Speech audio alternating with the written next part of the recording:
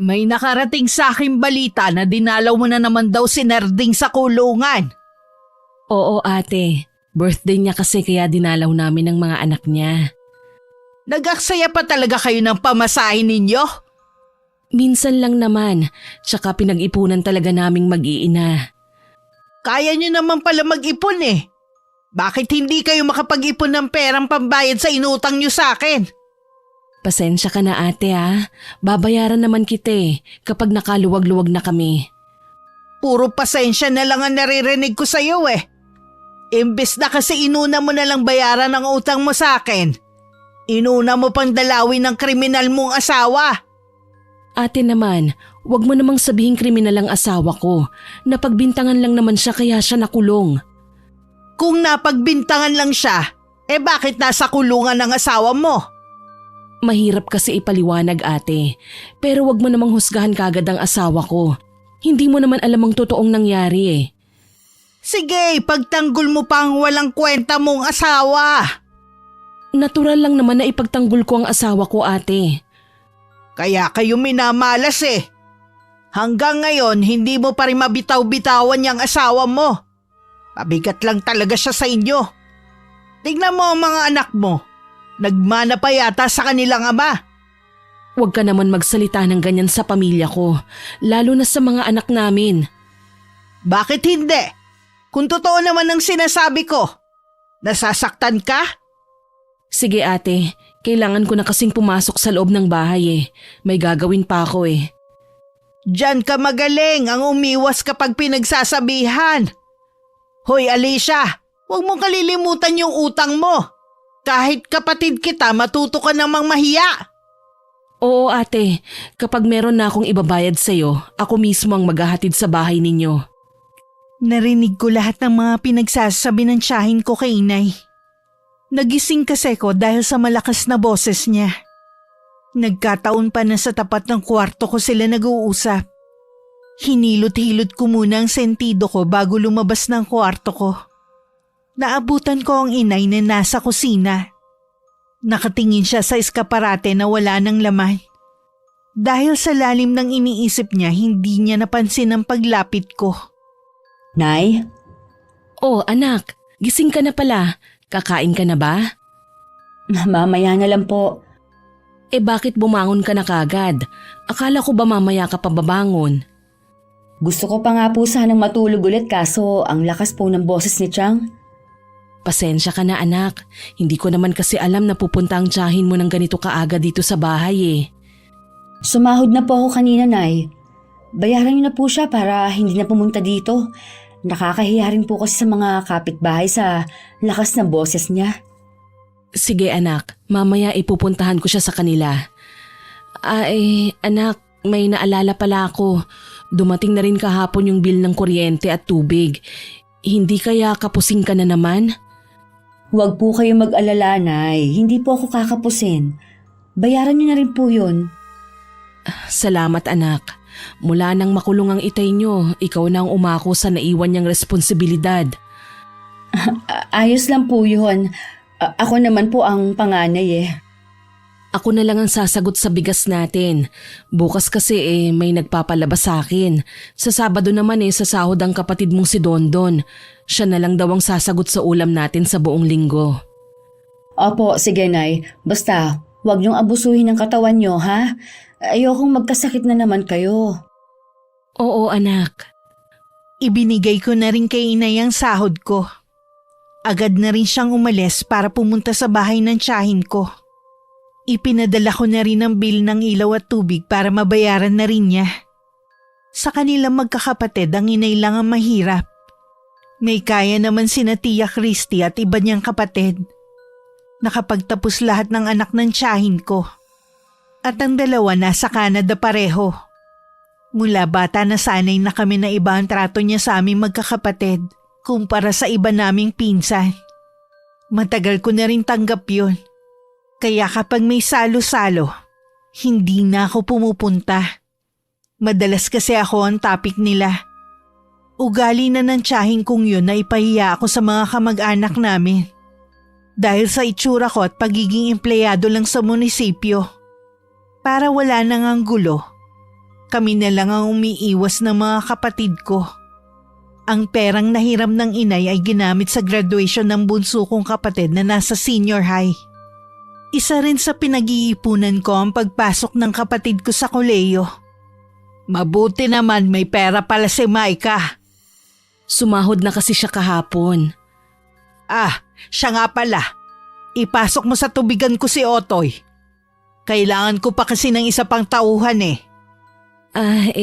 Kasi ate, umi-extra siya sa construction sa pinapasukan ng Kuya Dondon niya.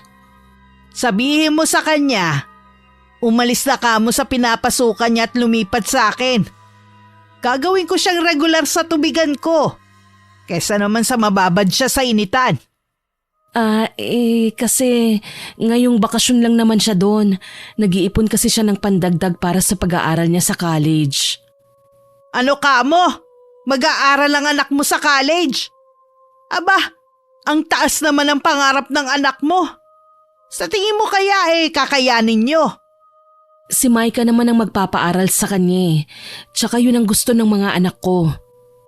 Magagastusan lang kayo. Sayang lang. Baka wala pang isang taon tumigil na rin niyang si Otoy.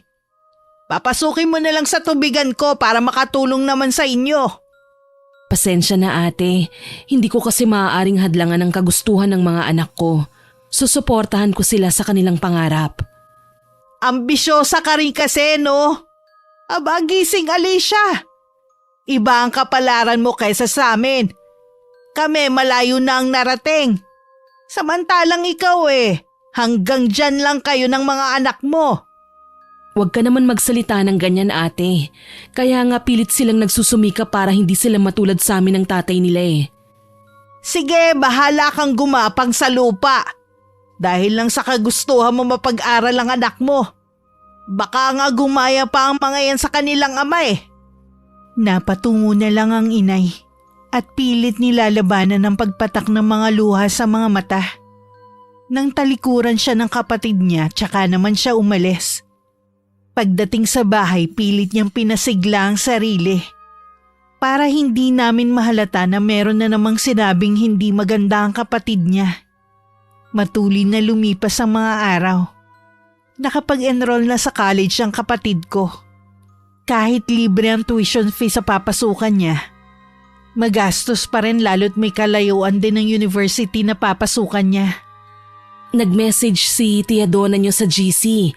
Sa kanila daw gaganapin ang reunion ng pamilya natin sa susunod na buwan. Ngayon pa lang po, sabihin niyo na hindi tayo pupunta para hindi sila umasa. Nakakahiya naman anak kung hindi tayo pupunta. Nandun lahat ng kapatid ko at ng mga pinsan ninyo. Nay, hindi po ba kayo nagsasawa na tuwing may reunion o okasyon ng pamilya natin, lagi na lang kayong nasa kusina? Hindi naman po kapamilya ang turing sa inyo Gusto lang nilang dumalo kayo para merong tagaligpit. Hayaan mo na anak. Pinapadalhan naman nila tayo ng mga tirang ulam Tsaka kailangan nating makisama.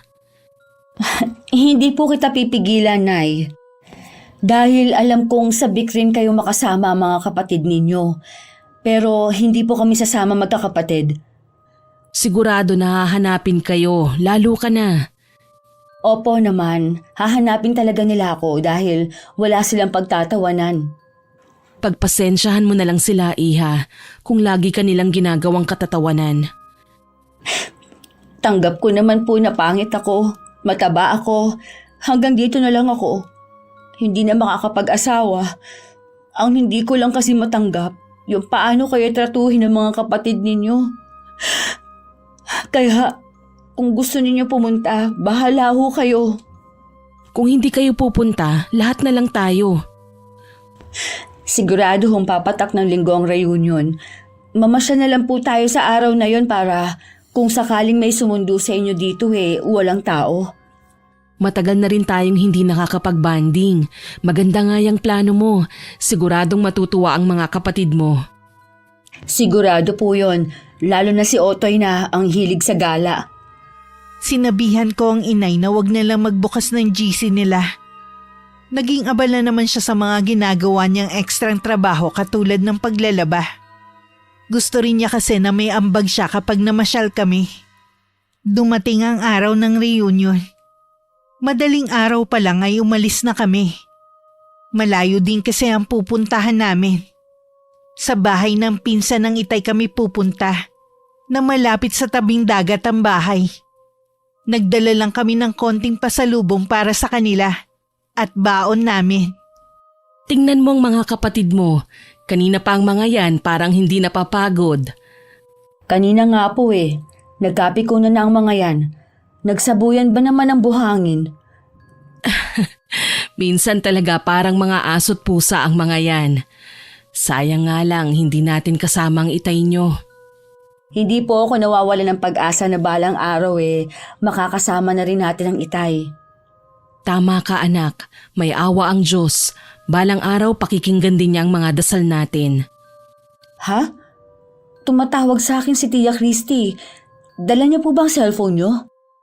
Hindi iniwan ko sa bahay kanina Pasira-sira na rin naman kasi yun.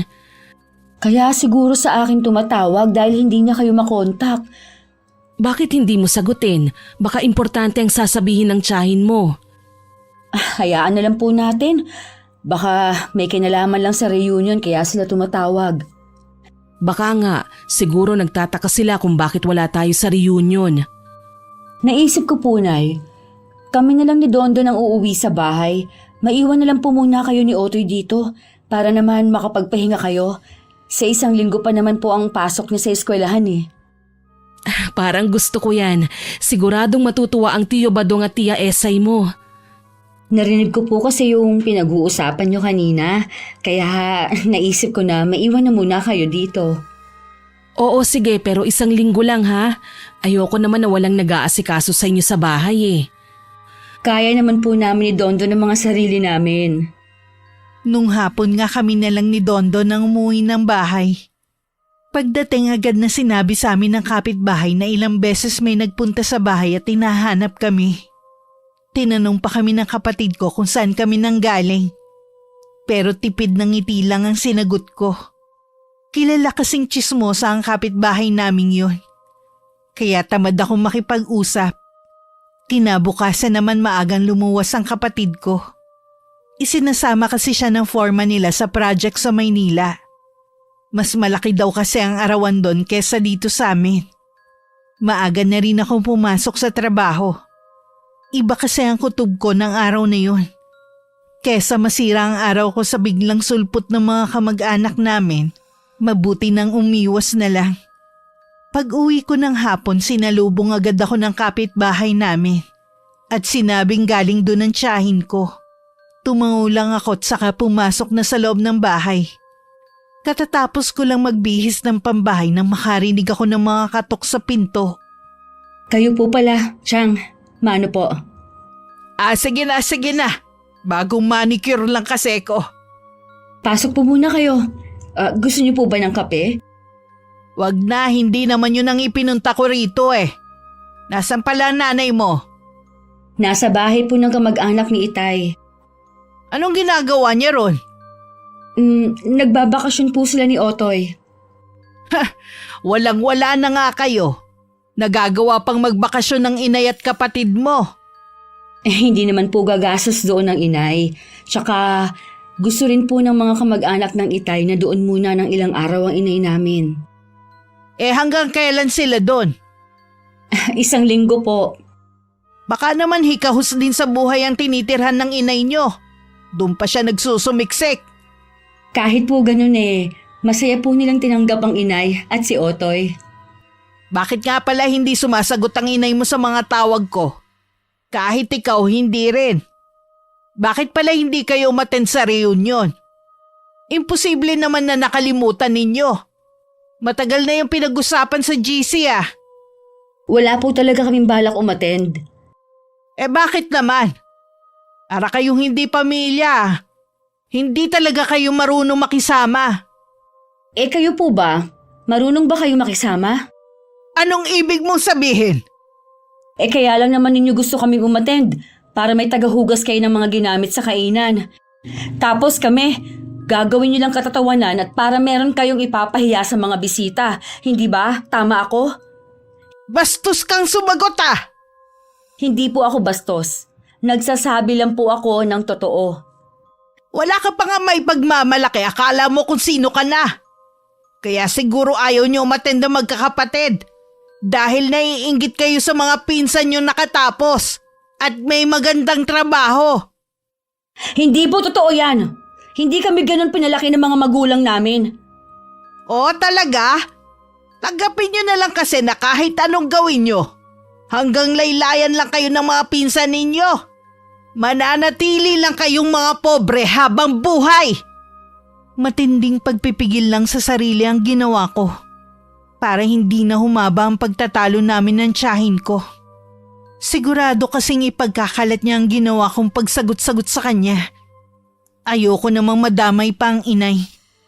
Gaya ng inaasahan ko, kalat na sa mga kamag-anak namin ang pagtatalo namin.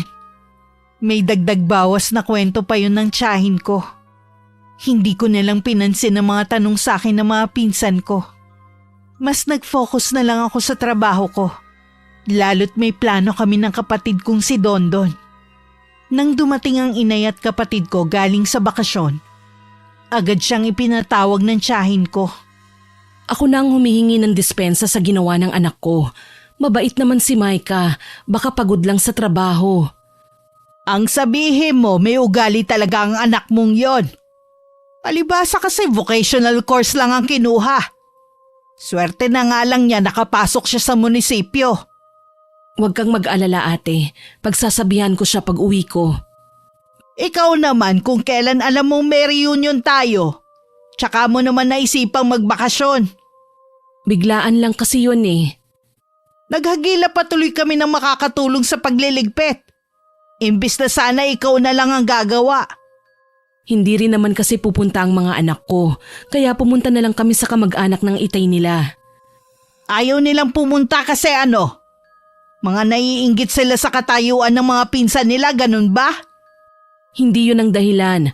Ayaw lang nilang makarinig ng pang-iinsulto mula sa inyo. Ayaw nila na pagsasabihan ka mo kung totoo naman eh. Kung wala ka nang sasabihin, aalis na ako ate. Pati ikaw nagmamalaki na rin. Pare-pareho na lang kayo ng mga anak mo. Oras na mangailangan ka na naman ng tulong, gagapang ka na naman palapit sa akin. Sigurado yun. Nang makauwi ang inay at nakita ko ang anyo niya, alam kong nakarinig na naman siya ng masasakit na salita mula sa kapatid niya. Nang makita niya akong nakatingin, pilit siyang umiti na hindi naman umabot sa mga mata. Ano na naman po ba ang sinabi sa inyo ni Chang? Ay, ganun pa rin. Hayaan na lang natin. Kahit ano naman ang gawin natin, hindi na magbabago ang tingin nila sa atin. Masakit lang po kasi na kahit wala tayong sinasabi, pinalalabas silang tayong masama sa ibang kamag-anak natin. Patawarin niyo ako. Hindi sana ganito ang buhay natin kung hindi nakulong ang ama ninyo. Mula lang naman noon, nag-iba na ang tingin sa atin ng mga kamag-anak natin eh. Naniniwala po ako na balang araw, magbabago rin ang lahat. Meron nga po pala akong sasabihin sa inyo. Ano yun, Iha? Plano po ni Dondon na mag-abroad. Nag-iipon lang po kami ng pera. Saan naman ang plano niya pumunta? Sa Korea po. Sawa na rin po kasi siya sa ginagawa sa atin ng mga kamag-anak nyo. Kaya yun na lang po ang naiisip niya para mabago ang buhay natin. Hindi naman ako tututol kung sakali man. Ang akin lang, sana sarili niyang kagustuhan, hindi dahil sa ibang tao. Gusto rin naman po niya eh. Kaya nga po, sinusuportahan ko siya. Kaya pala sobrang sipag niya sa pagtatrabaho. May plano pala siyang mag-abroad. Kailangan ko rin palang magsipag para matulungan ko rin siya. Magtutulungan po tayo para sa iisang pangarap. Walang nakakaalam sa balak na pag-alis ng kapatid kong si Dondon. Pinakalihim-lihim talaga namin yon. Kahit ang inay halos araw-araw tumatanggap ng labahin. Para lang mabilis kami makaipon. Kumpleto na kasi ang requirements ng kapatid ko. Nakapag-aral na rin siya ng Korean language. Meron na rin siyang agency na inaplayan. Makalipas nga ang 3 buwan, nakaalis na ang kapatid ko. Nalulungkot man pero kailangan naming magsakripisyo. Huwag na po kayong umiyak, Nay. Dapat nga masaya kayo dahil nakaalis na si Dondon. Hindi ko lang kasi maiwasan na malungkot. Wala na nga ang tatay niyo sa piling natin. Ngayon naman wala na rin si Dondon. Balak naman po niya na magbakasyon kapag nakadalawang taon na siya. Matagal pa yun. Ngayon pa nga lang miss na miss ko na ang kapatid ninyo. Ganoon din po si Dondon. Kaya lang, nagsakripisyo siya para sa atin. Kaya po dapat, hindi natin sayangin ang ginawa niya. Wala po dapat makaalam kung saan siya naroon. Tayong pamilya lang po niya ang nakakaalam sa pag-alis niya. Alam ko naman yun. Wala akong pagsasabihan na kahit sino. Huwag po kayong magpakita ng ganyan sa mga kapatid niyo, lalo na kay Tia Christy. Oo naman, tsaka bihira naman kaming magkita ng tiyahin mo Balita ko nagbabakasyon sila sa Boracay. Balang araw po makakapagbakasyon rin tayo sa Boracay. Kasama na natin nun ang itay. Ang hiling ko lang, makalaya na ang itay nyo. Sa isang linggo nga pala, gusto ko siyang dalawin. Sige lang po, Nay. Bibigyan ko po kayo ng pamasahe niyo. Wag na anak, meron pa naman akong naitatabi dyan. Kasya na yun. Dahil pare-pareho kami abala sa kanya-kanyang gawain, hindi na namin namalayan ang mabilis na usad ng panahon. Sa unang padala nga sa amin ng kapatid ko, tuwang-tuwa ang inay. Nagbiling pa si Dondon na kapag kinuha namin yung pera, kumain kami sa labas. Hinintay lang namin na makalabas ng eskwelahan si Otoy bago kami umalis. Nagkasundo kaming tatlo na sa isang fast food na lang kumain.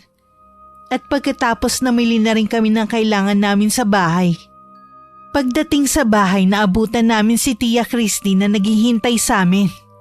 Hindi nakaligtas sa akin ang matalim na tingin niya sa daladala naming supot. Nang pumasok kami sa loob ng bahay, sumunod naman siya. Pumasok na lang muna sa kwarto si Otoy. Naiwan naman kaming dalawa ng inay. Ang dami niyong pinamili Sumahod na kasi si Maika. Magkano lang bang sinasahod mo, Maika? May pinapaaral ka pang kapatid. Tapos makakapag-grocery kayo ng ganito? Kasi po, Chang, sumahod din si Dondon. Dinagdagan niya ang pang-grocery namin. Kaya naman pala. Sa susunod, hinay-hinay din sa gastos. Hindi yung ubos biyaya kayo. Tapos mangungutang na naman kayo. Hindi na po mauulit na mangungutang kami. Mahirap po kasing magkaroon ng utang na loob. Oh, talaga lang ha? Aba Maika, huwag kang magsasalita ng tapos. Baka kainin mo rin ang mga sinabi mo. Ang ibig ko pong sabihin, pipilitin po namin na hindi na mangutang. Magtitiis na lang po kami ng kung anong meron.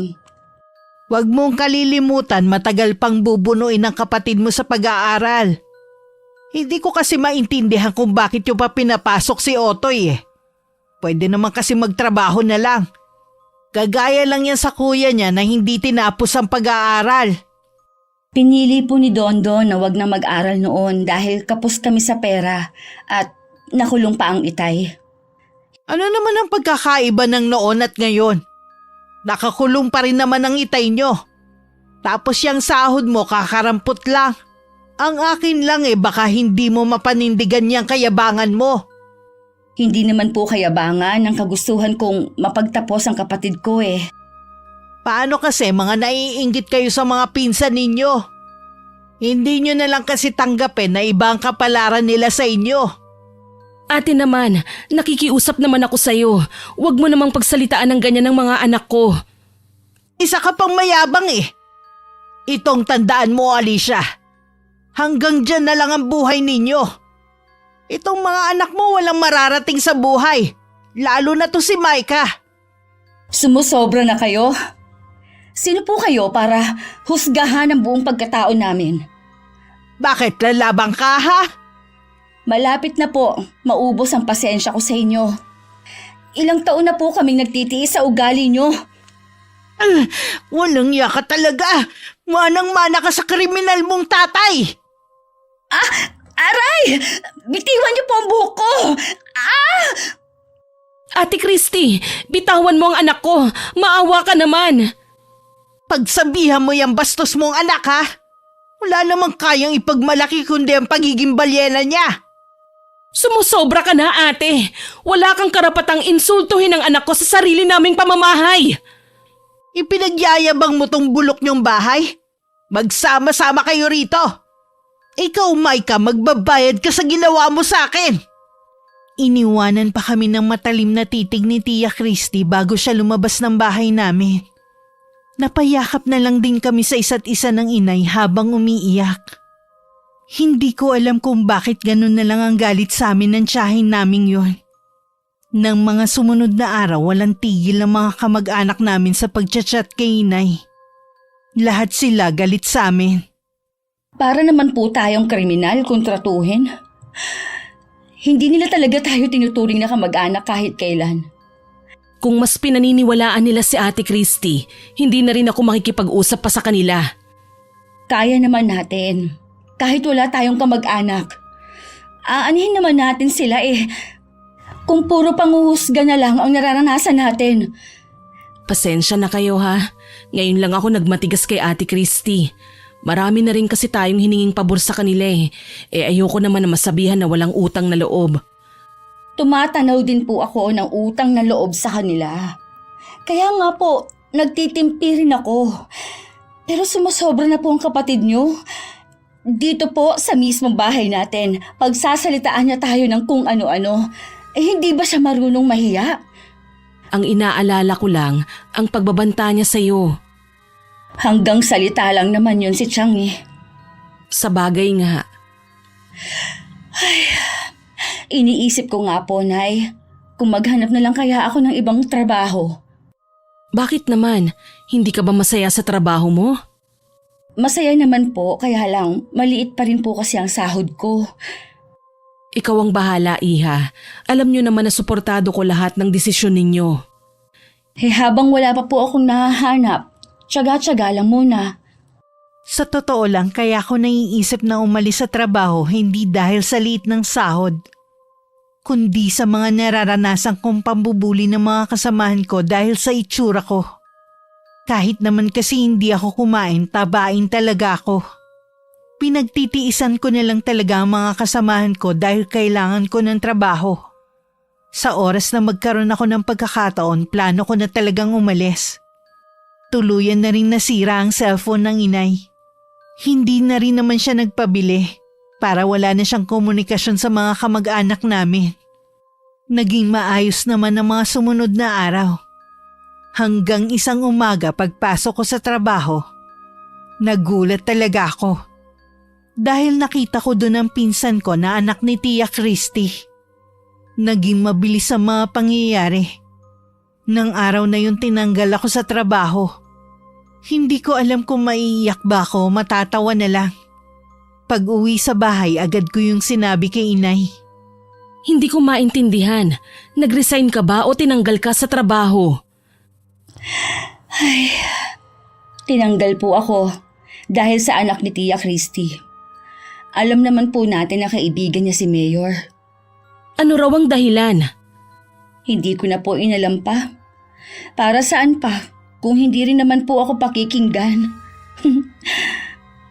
Huwag kang tumawa dyan. Alam kong nasasaktan ka na nawalan ka ng trabaho. Kahit pa nabanggit mong gusto mo nang umalis. Alam ko naman na hindi bukal sa loob mo yun eh. Siguro, karma ko na po ito, inay. Bakit ka naman makakarma napakabait mong bata? Ang laki na nga ng isinakripisyo mo sa amin eh. Ito siguro ang sinasabi ni Tia Christy. Sigurado, nagsasaya na siya ngayon. Di bale, nasisiguro ko naman na magkakaroon ka ulit ng trabaho. Huwag kang mawawalan ng pag-asa. May awa ang Panginoon.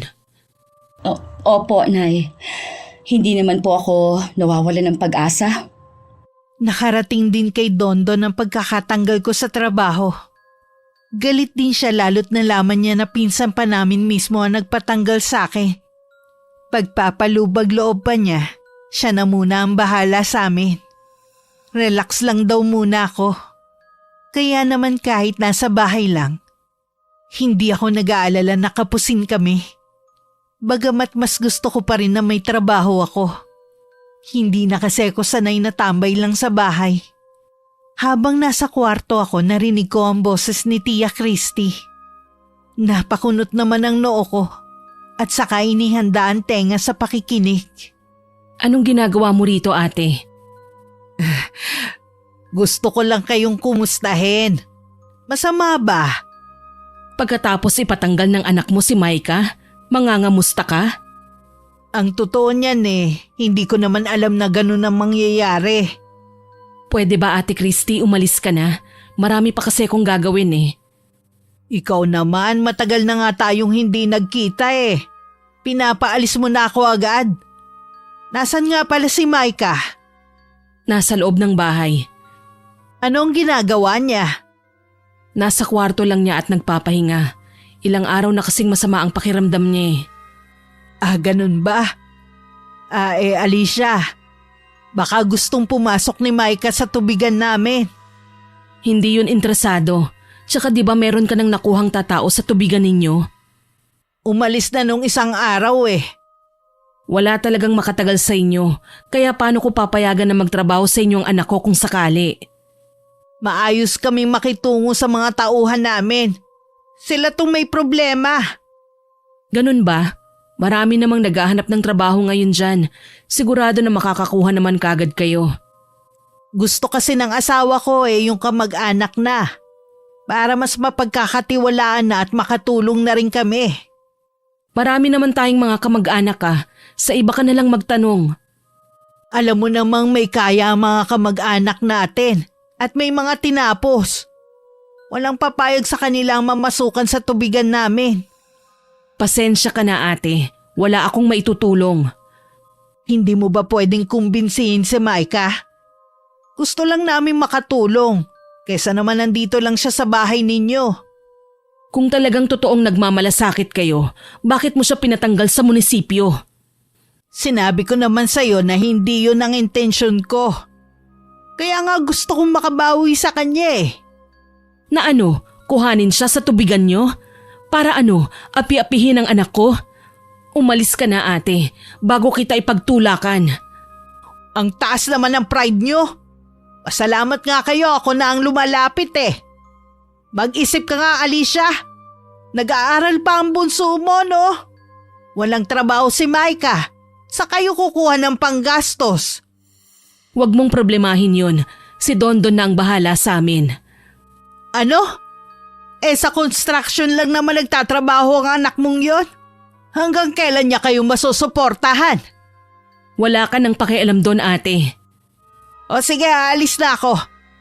Pero pakatandaan mo, wag kang lalapit sa akin para humingi ng tulong. Huwag kang mag-alala, ate. Hindi na mauulit na lalapit pa kami sa inyo. Nang marinig ko ang mga sagot ni Inay kay Chang, hindi ko maiwasan na mapangiti. Dati kasi hindi marunong sumagot at mga tuwiran ng inay. Kaya inaabuso siya ng kapatid niya. Malaki rin talaga ang naitutulong kapag alam na kaya na naming tumayo sa sariling paa. Hindi naman makapaniwala ang Chang sa pagmamatigas ng inay. Kahit nung paalis na siya, palingon-lingon pa rin siya. Nang wala na ang tiyahin ko, tsaka ako lumabas. Kanina ka pa ba gising? Opo, Nay. Narinig ko rin po ang pinag-uusapan ninyo ni Chang. Ang tagal kong naging bulag sa mga ginagawa sa atin ng kapatid ko. Masyado ko ring minaliit ang sitwasyon natin noon dahil na rin sa kakulangan sa pera. Sinabi ko naman sa inyo noon, sinasamantala nila ang sitwasyon natin. Pwede naman tayong hindi pumayag pero sabi nyo, lagi naman tayong nakakahingi ng pabor. Pero lahat ng yon may kapalit. Oo nga, anak. Mula ngayon, hindi na ako papayag na maliitin nila tayo. Tama po yan, Nay. Sabi nga ni Dondon, kung makakalipat nga daw tayo para malayo na tayo sa mga mata ng mga mapanghusga nating kamag-anak Sayang naman itong bahay na naipundar ng ama ninyo.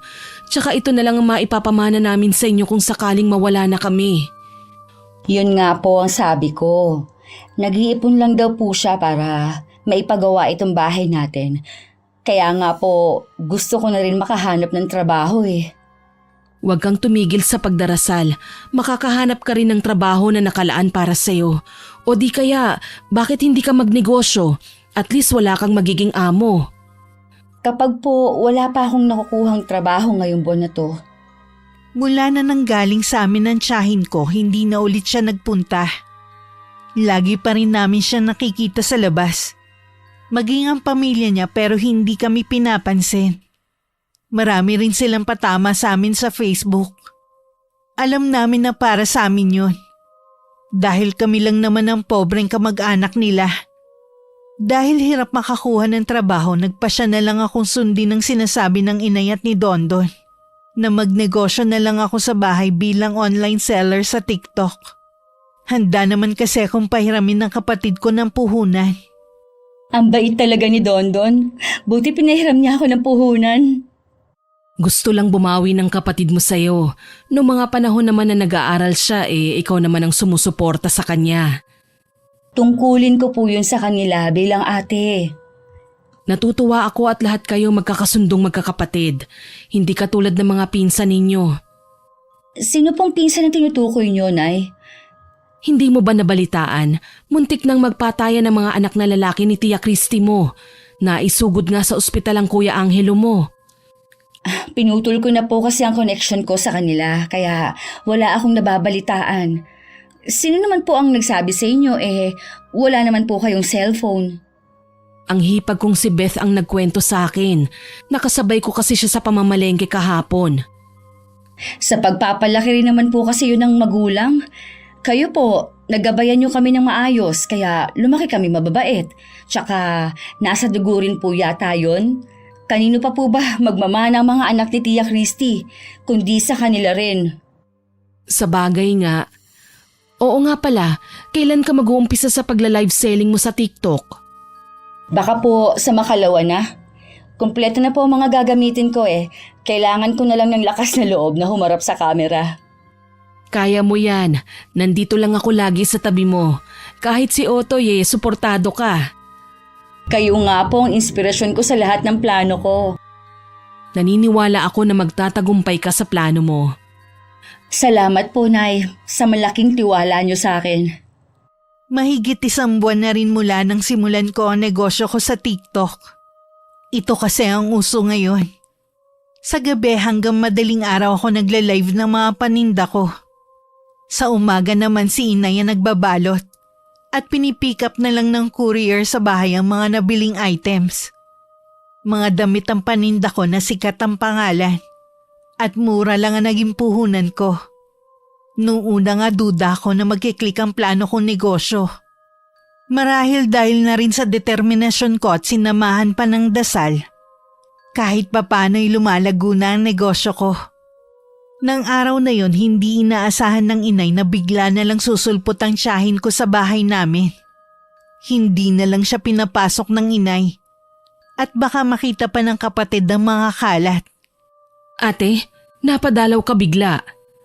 Pwede bang sa loob tayong mag-usap? Pasensya ka na ate, makalat ang loob ng bahay namin Hindi pa ako nakakapaglinis. Wala ka nang ang regular na trabaho pati paglilinis hindi mo pa magawa. Ano bang kailangan mo at napasugod ka ng ganito kaaga? Saan kayo kumukuha ng panggastos ni Otoy sa pag-aaral niya at sa pang-araw-araw niyo? Ha? Kay Dondon, at saka lagi naman akong naglalabada Bakit sabi ng hipag nating si Beth? Tinanggihan mo raw siya nung gusto niya magpalabas sa'yo. May nauna na kasi sa kanya Siya nga pala, saan nagtatrabaho si Dondon ngayon? Sa construction pa rin sa Maynila. Huwag ka nga sinungaling, Alicia. Nakausap ko ang foreman niya. May 1 taon na raw wala sa kanya si Dondon. Kaya sabihin mo na kung saan nagtatrabaho ang anak mo. Sa construction pa rin ate. Lumipat na nga lang siya dahil naliliitan siya sa sahod sa foreman nila. Bakit hindi umuwi dito sa inyo? Madalang lang siyang nakakauwi dahil nagtitipid nga sa pamasahe. Siya na nga kasi ang nakatoka sa pagpapaaral kay Otoy. Ibig mo sabihin hanggang ngayon wala pa ring trabaho si Micah? Nag-a-apply naman siya ng trabaho kaso wala lang siyang makuha pa. Kahit kailan talaga, wala kang swerte sa mga anak mo lalo na dyan sa panganay mo. Malabo na nga makapag-asawa. Palamunin mo pa. Buti sana kung hindi ganun kasiba sa pagkain. Sa laki niyang yon, kulang pa siguro sa kanya ang isang kalderong sinaing. Ate naman, hinaan mo naman ang boses mo. Natutulog pa kasi si Micah eh. Ano? Natutulog pa rin hanggang ngayon? Aba, anong klaseng babae yan? Hindi na nakakapagtaka na wala siyang mahanap na trabaho. May katamaran naman pala eh. Para matapos na lang ang pag-uusap, itinikom na lang ng inay ang kanyang bibig. Marami pang sinabi ang tiyahin ko bago siya umalis. Naghinanakit naman ng inay pero para wala ng gulo, hinayaan na lang niya. Ayaw din kasi niyang malaman ng kapatid ang totoo naming kalagayan. Dahil sa laging puyat, hindi ko na malayan ang pagdating ng tiyahin ko. Kung hindi pa sinabi ng inay. Namimihasa na ho talaga ang kapatid nyo.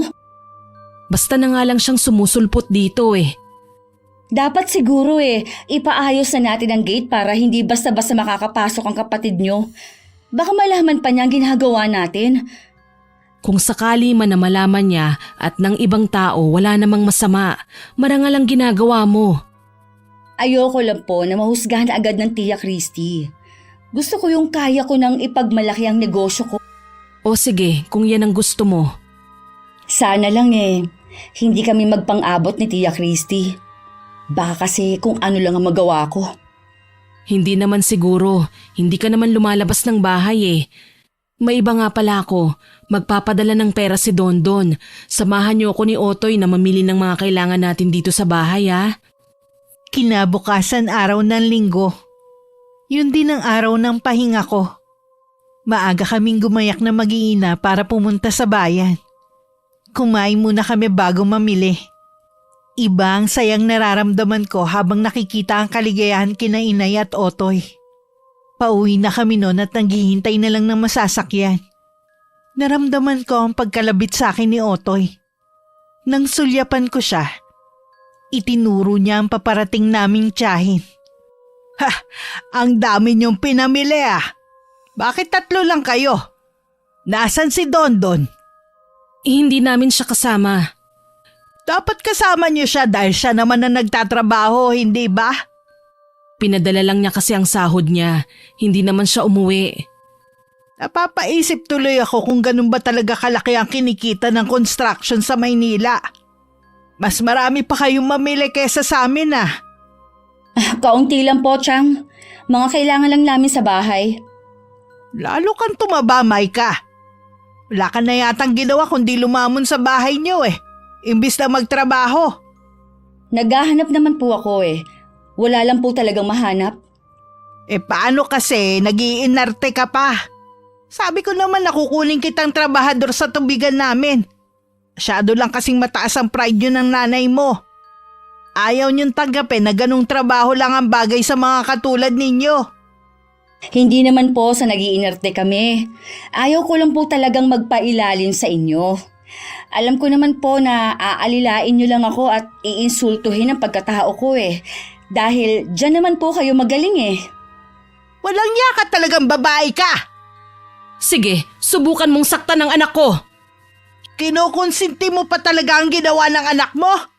Anong klaseng ina ka? Hindi ko siya kinukonsinti. Pinagtatanggol ko lang ang anak ko. Magbabayad kayong mag-iina. Hindi ko to makakalimutan. Lagi naman po kayo nagbabanta Hindi nyo na po kami matatakot pa.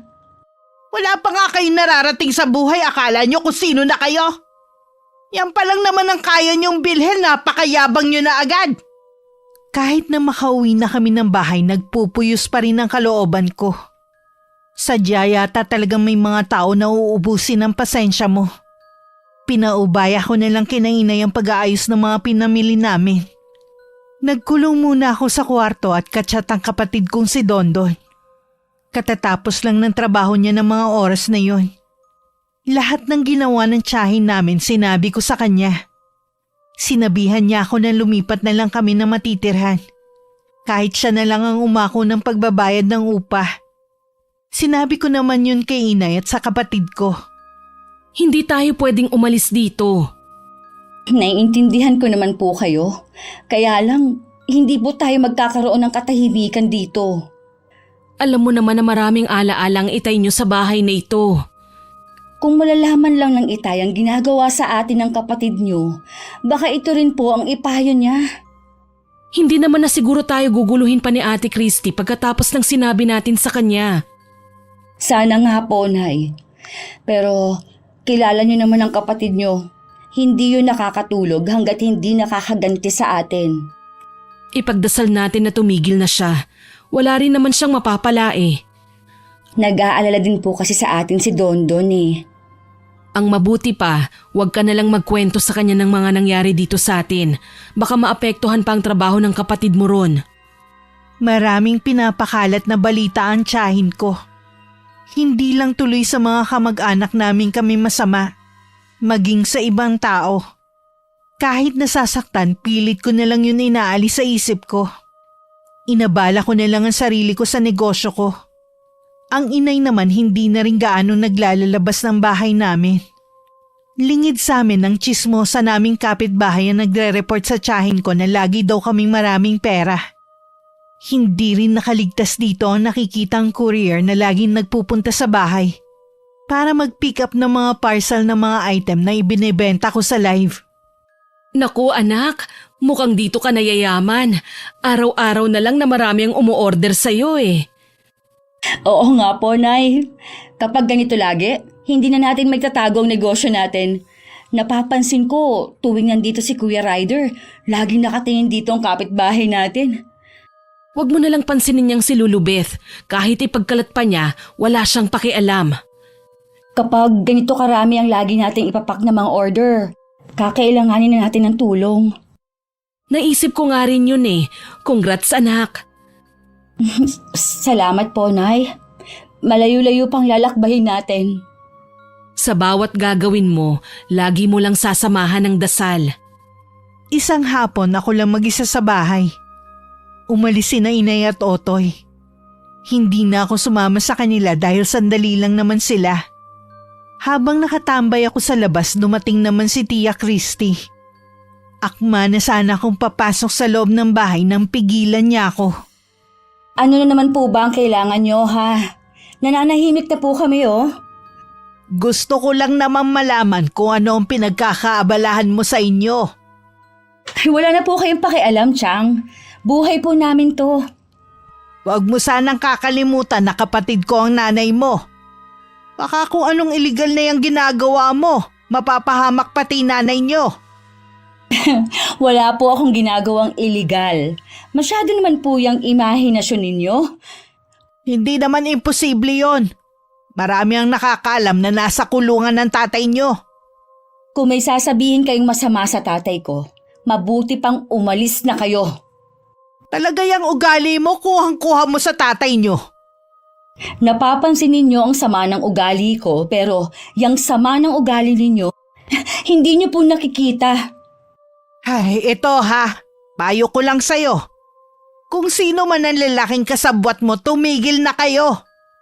Pakisabi rin po sa taong nagsusumbong sa inyo, may kaso na po ang pagiging tsismosa. Baka kamo gusto niyang masampulan? Hindi ko na hinintay na makasagutan siya. Binirahan ko na lang siya ng talikod. Dahil sa nararamdaman kong paghihimagsik, lalong tumitindi ang galit na nararamdaman ko sa kanya. Nang sumunod na araw, ganun na lang ang gulat namin ng inay na may dumating ng mga pulis. Hinahanap nila ang kapatid kong si Dondon. Sabi nila sangkot ang kapatid ko sa nangyaring nakawan sa bahay ng tiyahin namin.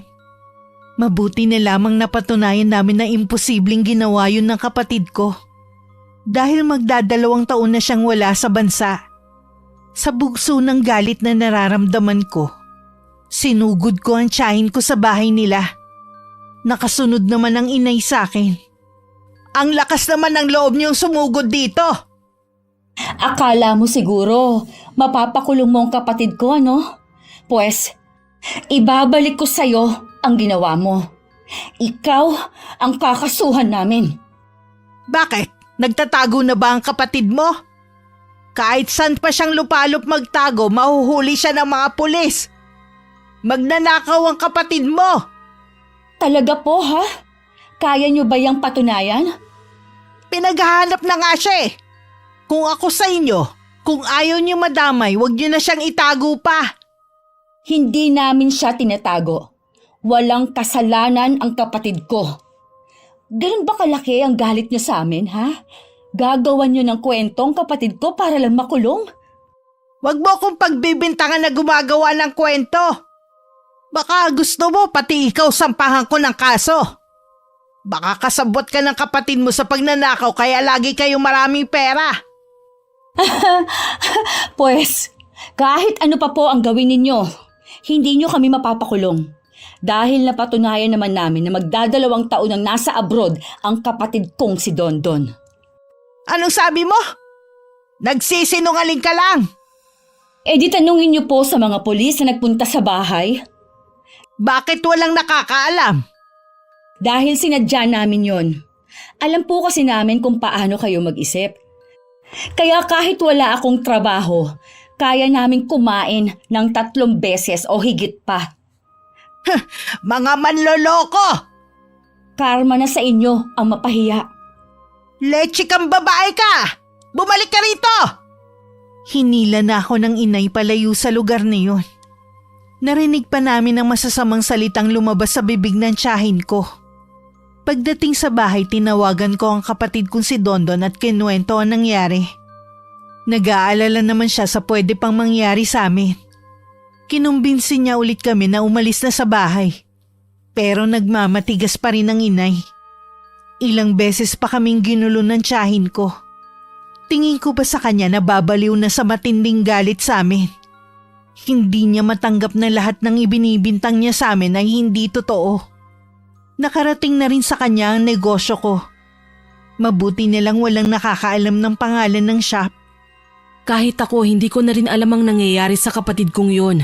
Sumagi nga sa isip ko na baka meron siyang pinagdadaanan. Ano naman po ang pagdadaanan nila? Nasa kanila na lahat. Malaking bahay, mga sasakyan at negosyo. Nasa ibang bansa pa ang iba niyang anak. Mga tapos pa sa magagandang eskwelahan. Mas maswerte pa rin sila kesa sa atin. Nagsimula lang naman nagalit sa atin ang tiyahin mo nung hindi tayo umattend sa reunion. Wala po silang karapatan na magalit sa atin. Hindi nila tayo alila para pasunurin sa lahat ng gusto nila. Napapagod na rin talaga ako. Sana naman tigilan na niya tayo. Ayaw niyo naman po kasing umalis sa lugar na to eh. Di ba pinaliwanag ko ng dahilan? Opo, pero ang sa akin lang naman, wala na tayong katahimikan dito. Siya nga pala, dadalawin ko ang tatay niyo sa 1 linggo. Sasama ka ba? Sige po, sasaba ako sa inyo. Dahil siguro sa nangyaring pagkakapaya lalong nagalit sa akin ng tiyahin ko.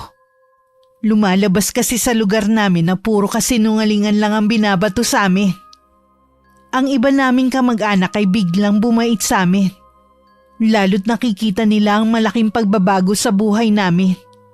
Pero imbes na matuwa, nakaramdam ako ng inis.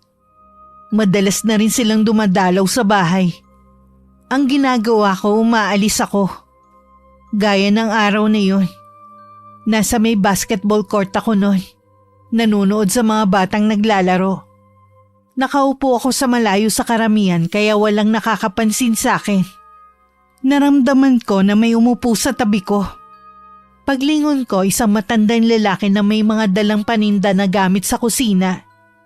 Mukhang hindi maganda ang pakiramdam niya. Ayos lang po ba kayo, Lolo? Medyo nahihilo lamang kasi ako. Napakainit kasi ng panahon. May tubig po ba kayong dala?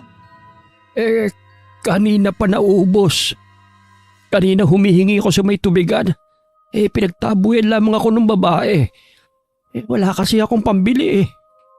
Kilala ko po yun. Masama po talaga ang ugali ng babaeng yun. Halata nga sa kanya. Dito lang po kayo. Bibilihan ko na lang po kayo ng tubig. Nako, nakakahiya iha. Wala po yon. Hintayin niyo lang po ako dito ha. Malapit lang naman ang tindahan sa pwesto namin. Nagmadali na akong pumunta sa tindahan at bumili ng malaking mineral water. Binilhan ko na rin ng matandang lalaki ng pagkain niya. Pagbalik ko, nadatnan kong nakasandal ang matanda at nakapikit. May humaplos na awa sa puso ko sa itsura nito. Lolo, ito na po ang tubig. Binilihan ko na rin po kayo ng pagkain. Salamat sa iyo, Ining. Napakabuti mo. Alam ko po kasi kung paano malagay sa sitwasyon ninyo. Kanina'y napansin ko na tila may bumabagabag sa iyo. Ang lalim kasi ng iniisip mo. Marami lang pong naglalaro sa isipan ko. Minsan, naiisip ko kapag sobrang bait, lalong inaabuso ng ibang tao, lalo't kamag-anak. Nababasa ko rin sa mga mata mo. Ang galit na matagal mo nang kinikimkim. Gusto mo bang ilabas yan? Kung ang ibig niyo pong sabihin ay gumanti ako, hindi po kami tinuruan ng gano'n ng mga magulang namin. Kung itatago mo lang kasi ang nararamdaman mo, ikaw din ang mahihirapan. Bibigat lalo ang nararamdaman mo at baka magkasakit ka pa niyan. Paano ko po ito mailalabas? Ayoko naman po na maging masama ang tingin sa akin ng mga tao. May ibibigay ako sa iyo. Tanggapin mo bilang pasasalamat ko sa iyo. Itim na kandila at libreta? Para saan po ito? Magagamit mo yan laban sa taong kagalit mo. Pwede mo siyang maparusahan gamit ang mga yan. Hindi ko po alam kung paano ito gagamitin eh. Nakasulat sa libreta na yan ang mga dapat mong gawin. Kasi po, Lolo... Sige na, Iha. Tanggapin mo na yan. Sige na nga po. Wala naman talaga akong balak gamitin ang bagay na ibinigay ng matandang lalaki. Balak ko na lang sana yung iwan. Pero nagbago ang isip ko. Itatago ko na lang siguro. Pagdating sa amin naabutan ko ang inay at si Tia Christy. Matindi ang kanilang pagtatalo. Nakita ko pang itinulak ng tiyahin ko ang inay. Mabilis ako nakalapit at tinulungan ng inay na makatayo. Matalim ko pang tinitigan ng tiyang. Kulang na lang talaga maglabas ng talimang mga mata ko. Ano po ba ang problema nyo sa amin, ha? Yang kayabangan ninyo ang nakakagalit! Hindi po kami nagyayabang. Tahimik lang po kaming namumuhay. Kayo itong wala nang ginawa kundi husgahan ang ginagawa namin. Hindi ba kayabangan ang ginawa ninyong paglilihim kung nasan si Dondon? May plano kayo magmalaki sa amin kapag dumating siya? Wala po kaming plano na kahit ano. Alam naman po namin na hindi namin kayo mahihigitan. Abuti naman, dahil kahit kailan hindi nyo mararating kung nasan kami. Kung ganyan naman po pala, bakit nyo pa kami ginugulo? Mula ngayon, hindi ko na itinuturing na kapatid ng nanay nyo. Yun lang po ba? Para sabihin ko po sa inyo ha, matagal na naming pinuputol ang ugnayan namin sa inyo. Kaya nakikiusap ako sa inyo. Huwag nyo na kaming guguluhin dito. Tayo na po na sa loob ng bahay. Tinanong ko si inay kung ano ang dahilan ng pagsugod ng tiyahin ko sa amin. Ang dahilan lang pala nakikita nila ang mga post ng kapatid ko sa Facebook niya tungkol sa trabaho sa Korea. Naiiling na lang ako matapos marinig ang sinabi ng inay. Lahat na yata ng ugali ay nasa tiyahin ko na. Nung gabing yon nag-usap kami ng inay na ipaayos na ang gate namin. Para hindi na makapaglabas-pasok ang tiyahin ko o kahit na sino. Mabuti nilang may sapat na ipon na ako para doon. Wala pang isang linggo may gate na ang bahay. Tinaasan din namin ang pader. Para hindi nasisilip ang loob ng tsismosa naming kapitbahay. Baka naman naubos na ang ipon mo, anak. Aba, tinaasan mo pang pader natin. Daig pa natin ang nakakulong. Hindi na natin makita ang labas. Hayaan niyo na po, Nay. Makakabawi pa naman ako. Ang importante, hindi na basta-basta makakapasok dito ang kapatid ninyo o kahit na sino. Oo nga pala, lumapit sa akin itong kapitbahay natin na si Lulubeth. Humihingi ng dispensa sa ginawang pagsusumbong. Huli na kamo. Ang laki na ng perwisyong ginawa niya sa atin eh. Imbis na manahimik siya, kung ano-ano pang dinaldal niya kay Chang. Mukha naman siyang nagsisisi na eh. Hay nako, Nay. Huwag na nga nating pag-usapan yung kapitbahay natin. Kumukulo lang ang dugo ko. Parang ang mainitin lagi ang ulo mo nitong mga huling araw. Siguro po dahil sa dami na nangyari. Magpahinga na tayo. Siya nga pala, maaga akong luluwas bukas. Ikaw na muna ang bahala sa kapatid mo, ha? Oo nga po pala. Ano kaya ang dahilan bakit kayo pinapapunta ng pinsan ng Itay sa kanila? Hindi ko nga alam eh, pero nararamdaman ko na masaya siya. Ay, sana nga po eh. May magandang balita sila sa inyo. 2 araw ang paalam ng inay sa amin. Abala naman ang kapatid ko sa kanyang pag-aaral kaya madalas na magkulong sa kwarto niya. Habang naghihintay ng oras ng pagla-live selling ko, naisipan ko munang buklatin ng libreta na ibinigay ng matandang lalaki. May nakita kong pangalan sa may pabalat ng libro. Lauro. Ito siguro ang pangalan ni Lolo. Ha? Ano tong mga larawan na to? Hindi ko naman maintindihan dahil Latin yata ang nakasulat. Teka, libreta ba to ng barang?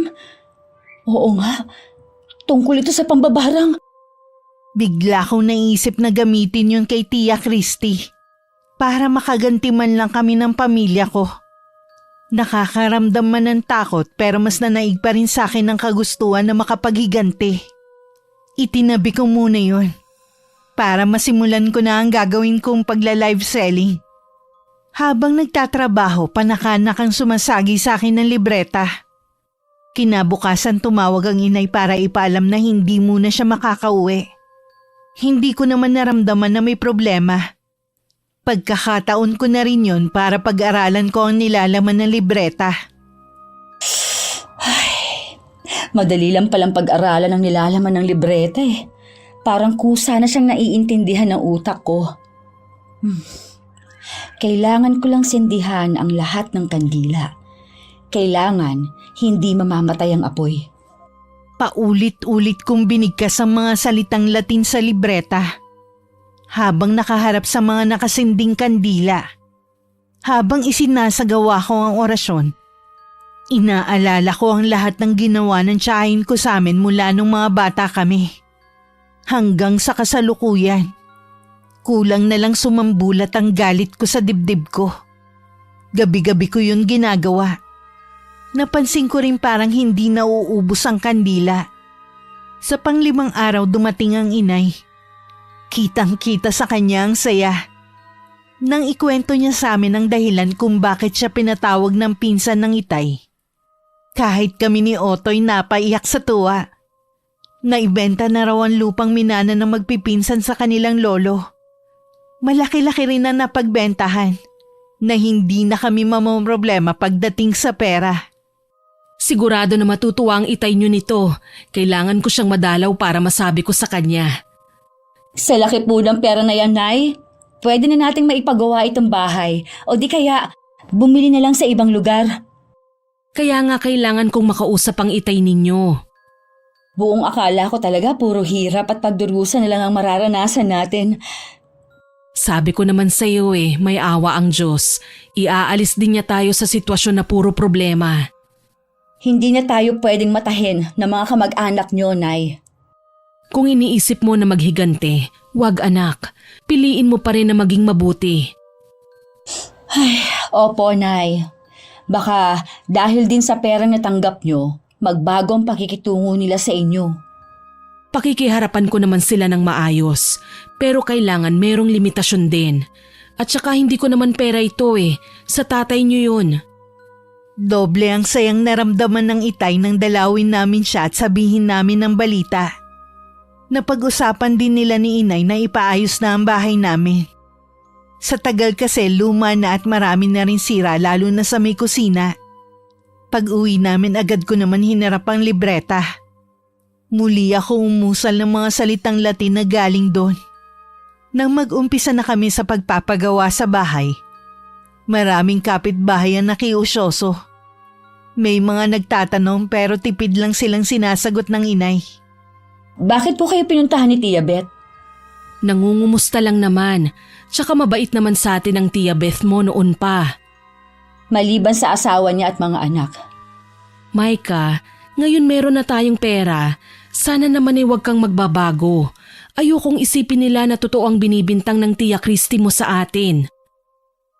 Wala naman po akong pakialam kahit paulit-ulit pa tayong husgahan ng kapatid niyong yun. Micah, huwag ka munang umalis. Bakit ba parang laging galit ang batang yun?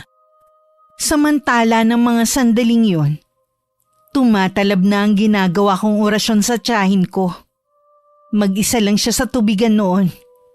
Dahil nga walang makuhang helper, mag-isa na lang siyang gumagawa ng trabaho. Kanina pa balisa si Tia Christy.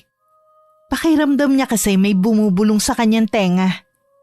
Para bang may insekto na umaali-aligid. Itinigil niya muna ang paglilinis ng mga galon na pinaglalagyan ng tubig.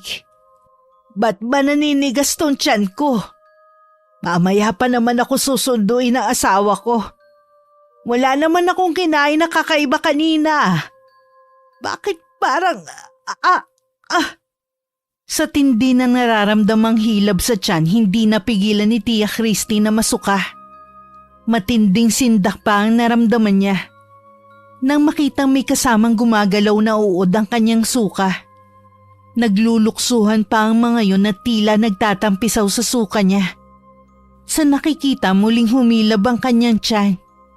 Makailang beses pa siyang sumuka. Hinang-hina na siya pero hindi pa rin tumitigil sa paghilab ang tiyan niya. Sa natitirang lakas tinawagan niya ang asawa. Naabutan siya ng tiyuhin ko na wala ng malay. Agad naman siyang dinala sa ospital. Sa pagtataka nila mag-asawa, okay naman ang mga pagsusuri sa tiyahin ko. Pagdating sa bahay, muling nagtitili ang tiyahin ko. Dahil sa mga tumubong bukol sa kanyang mukha at katawan. Ano ang mga to? Dalhin niyo na ako sa ospital. Baka kung ano na ang sakit ko. Parang awa niyo na. Nakarating naman kay Inay ang nangyayari kay Tia Christy. Akala ko matutuwa siya pero nagkamali ako. Gusto pa niyang dalawin ng kapatid dahil sa pag-aalala. Kaya nga lang nasa Maynila daw ito at doon nagpapagamot. Sabi ni Beth, baka daw sa 1 linggo pa makauwi ang tiyahin niyo. Hihintayin ko na lang siguro siyang makauwi. Hindi ko naman kasi alam kung saan sa Maynila dinala ang tiyahin mo. Sa kabila po ng ginawa niya sa atin, nag-aalala pa rin kayo sa kanya? Kinalimutan ko na ang mga yon. Mabuti pa kayo madaling makalimot. Hindi kita pipilitin na kalimutan ang mga ginawa ng tiyahin mo sa'yo. Pero sana balang araw, magawa mong magpatawad. Hindi ko po alam. Napuno na rin po kasi ako eh. Ang daming biyayang dumarating sa atin.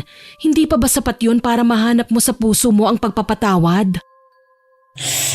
Ay, ngayon lang naman po tayo sinuswerte sa buhay. Mas mahaba pa rin yung panahon na puro hirap ang dinanas natin sa mga kamag-anak natin. Naiintindihan ko, Iha. Sana wag mo kong pagbabawalan na dalawin ang tiyahin mo. Hindi po, Nay. Salamat, anak. Sa loob ng ilang araw nakikita ko laging nagdadasal ang inay. Alam kong ipinagdarasal niya na gumaling na ang kapatid niya. Nakakaramdam din naman ako ng sundot ng konsensya. Pero pilit ko lang yun nilalabanan. Nang malaman nga ng inay na umuwi na si Tia Christy, nagmamadali siyang pumunta sa bahay nila para dumalaw. Nagdala pa siya ng mga prutas. Pagdating sa bahay ng tiyahin ko, maluwag siyang tinanggap ng bayaw at mga pamangkin. Sinamahan pa siya sa isang silid kung saan naroon ang kapatid niya. Alicia, ikaw nga ba yan? Ako nga ito, Ate Christy. Kumusta ka na? Hindi mabuti. Kung saan-saan na ako dinala ng pamilya ko. Pero hindi pa rin ako gumaling-galing sa sakit na dumapo sa akin. Ano bang sabi sa'yo ng mga doktor? Pare-pareho sila ng sinasabi. Wala naman daw makitang diferensya sa akin. Paano nila maipapaliwanag ang mga dumadaming bukol sa katawan ko? Oo nga ate. Tsaka bakit parang pumipintig-pintig ang mga bukol mo? Sobrang sakit ng mga to. Hindi ako pinapatulog sa gabi. Pakiramdam ko rin marado na ng kung anong insekto ang tenga ko. Laging may umuugong. Sinubukan niyo na ba ulit magpatingin sa espesyalista? Huwag dapat kayong sumuko. Gustuhin ko maghanap ng magagaling na doktor, ayaw na rin naman ng asawa ko at mga anak. Mauubos lang daw ang pera namin. Pero hindi ako gagaling. Yun lang ba ang mahalaga sa kanila? Pera? Baka hanggang dito na lang ako. Huwag mong sabihin yan. Manalig ka lang. Gagaling ka. Tingnan mo ang mga sugat ko, Alicia. Buhay pa ako pero inuuod na ako. Bakit ganyan ang mga sugat mo, ate? Parang hindi ordinaryo ang sakit na dumapo sa'yo. Hindi kaya nababarang ka? Ano? Barang? Sino naman ang pwedeng gumawa nito sa akin? Huwag mo nang isipin ang bagay na yon. Maghahanap ako ng magaling na albularyo. Salamat ha. Sa kabila ng mga ginawa ko sa'yo, ikaw pa talaga ang tutulong sa akin. Alam mo ba na yung iba nating kamag-anak, isang beses lang dumalaw sa akin para pa silang nandidiri. Ang paggaling muna ang isipin mo, ate, hindi ang ibang tao. Aalis ka na ba agad? Babalik na lang ako. Maghahanap pa ako ng albularyo. Magdasal ka lagi. Walang mas higit na makapangyarihan kundi siya.